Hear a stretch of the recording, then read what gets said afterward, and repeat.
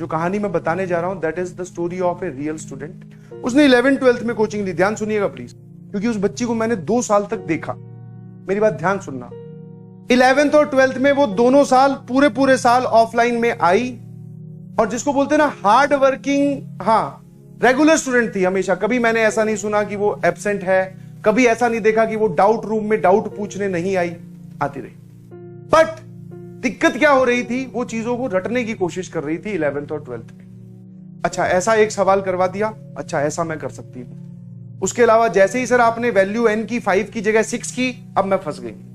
तो उस टाइप की मेंटेलिटी के साथ वो कर रही थी काम 2 सालों तक, ठीक है। हाँ, और मैं नहीं पढ़ा रहा था उसको, कोई और टीचर पढ़ा रहे थे, क्योंकि वो डाउट पूछने जनरली मेरे पास आ जाती थी, ठीक है। इस वजह से तो मेरा उसका 1-2 बार इंटरेक्शन हुआ, तो मैंने देखा कि वो जो डाउट पूछ रही है वो बहुत ही बेसिक पूछ रही है। बहुत ही बेसिक मतलब कि जिसने नोट्स नहीं पढ़े हो फिर वो सवाल ऐसे पूछे।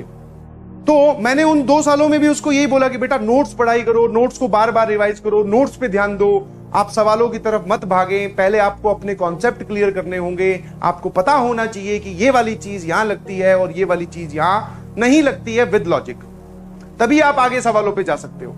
आपको अभी पता ही नहीं है कि क्या करना है और आप लगे हुए हो तो जवाब गलत ही आएगा, और अगर सही आ रहा है तो आपका तुक्का फिट बैठ रहा है, और तुक्के के बेसिस पर जेईई मेंस और एडवांस क्लियर होता मैंने तो आज तक कभी नहीं देखा। समझ में आया? तो वो 2 साल तक रही, कोई रिजल्ट नहीं आया, रैंक भी लाखों में आई। अगली साल जब ड्रॉप करने की बारी आई तो फिर से उसके पेरेंट्स आए, बोले कि सर हमने 2 साल यहीं पढ़ाया था इसको, इसका कुछ हुआ नहीं, आप क्या बोलते हो कि इसको प्राइवेट कॉलेज में डाल देना चाहिए या फिर इसको तैयारी करनी चाहिए। तो उसकी 2 साल की परफॉर्मेंस देखकर मेरे दिमाग से या मुंह से जो पहला शब्द निकला, मैंने कहा इसको प्राइवेट कॉलेज में आप एडमिशन दिलवा दो, कोई इशू नहीं। बिकॉज जो रिक्वायर्ड है वो मेहनत ये नहीं कर पाएगी, या फिर ये उस लाइन पे नहीं सोच रही है, हम इसको समझा रहे हैं बार बार। तो वो वहीं बैठी थी, शायद उसको ये बात बुरी लगी या चुप गई या पता नहीं, तो उसने मुझे बोला, और बड़े स्ट्रॉन्ग कॉन्फिडेंस में बोला। जब कोई इंसान कॉन्फिडेंस में बोलता है तो उसकी आवाज में एक बोलते हैं ना कड़कपन होता है। बोले सर मैं कर लूंगी। मैंने कहा बेटा सेम फॉर्मूलाज हैं, सेम कॉन्सेप्ट हैं, सेम थ्योरी है, फिर से पढ़ाएंगे बट पढ़ना आपको है। बोली सर डन। और उसने मेरे से सीरियस होकर पूछा कि what is the change that you want to see in me, मतलब आप क्या चाहते हो कि मैं इस तरीके से पढ़ूं, जैसा आप बोल दोगे वैसा ही करूंगी। मैंने कहा ठीक है, जैसा सबको ज्ञान दिया जाता है वैसा भी उसको दिया, बट मेरे दिमाग में 100% डाउट था। मैंने तो उसके पेरेंट्स को भी बोला, मैं मत आप ड्रॉप करवाइए, इसको बढ़िया किसी प्राइवेट कॉलेज में एडमिशन दिलवा दो। पर वो नहीं मानी, उसकी जिद थी कि यहां करना है। फ्रॉम डे 1 इस बार मैं पढ़ा रहा था। अच्छा मेरे पढ़ाने से और किसी और के पढ़ाने से कुछ इसका लॉजिक नहीं, सेम सामने वाले की मेहनत पे डिपेंड करता है, ठीक है। तो इस बार वो मेरे ही बैच में थी।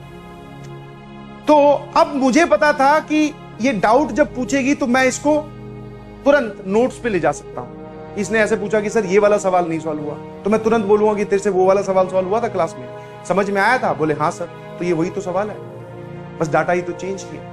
समझ में आया? तो वो through out the session hard working रही, क्योंकि वो हार्ड वर्किंग और सिंसियर पहले भी थी, ठीक है। क्लास ना मिस करना, रेगुलरली आना, नोट्स बनाना, ये सब आदतें उसमें पहले भी थी।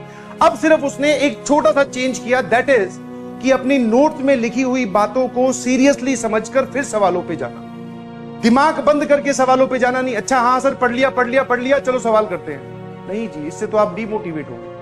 समझ पा रहे हो कि नहीं समझ पा रहे, है ना? और जब मैंने बोला कि बेटा अब आप ध्यान रखना, पूरे साल में आपको सिर्फ एक ही चीज करनी है कि नोट्स का जो भी मैं बात पूछूं, हटाओ सवालों को, बोर्ड्स मतलब ये मॉड्यूल के सवाल बाद में पूछूंगा। मैं जब ये पूछ लूं कि बेटा वहां पर वो सवाल करवाया था उसका लॉजिक क्या है, वो क्लियर होना चाहिए। बोले सर डन, आप पूछ लीजिए। और शुरू के 10-15 दिन में उसकी 2-3 बार मुझसे मुलाकात हुई इसी सेशन को लेकर, और उसे 2-3 बार पूछा मैंने, 1-2 बार अटकी भी, और उसको समझ में आ गया कि ये मास्टर तब तक नहीं छोड़ेगा जब तक मैं नोट्स ढंग से ना पढ़ूं। समझ में? खूब मेहनत की, खूब पढ़ाई की। लॉजिकली जब आपको एक बार लगने लगता है, आप एक बार वो चीज पकड़ लेते हो कि अच्छा इस पे ये नहीं करना था, ये करना था, इसका कारण ये है, तो आपको मजा आने लगता है। समझ में आया? आपको फिर मजा आने लगता है, हाँ यार इस बार मैंने सोच लिया, अगली बार और सोच लूंगा। एक सवाल में, फिर 2 सवाल में, फिर 10 सवाल में, फिर हर एक सवाल में आप ऐसा ही करते हैं। और जब आप ऐसा करते हैं तो आप कॉन्सेप्चुअली स्ट्रांग होते हैं, और कॉन्सेप्चुअली जब कोई इंसान स्ट्रांग होता है तो फिर फर्क नहीं पड़ता कि आपके सामने मेंस का सवाल है कि एडवांस का सवाल है। समझ में आया?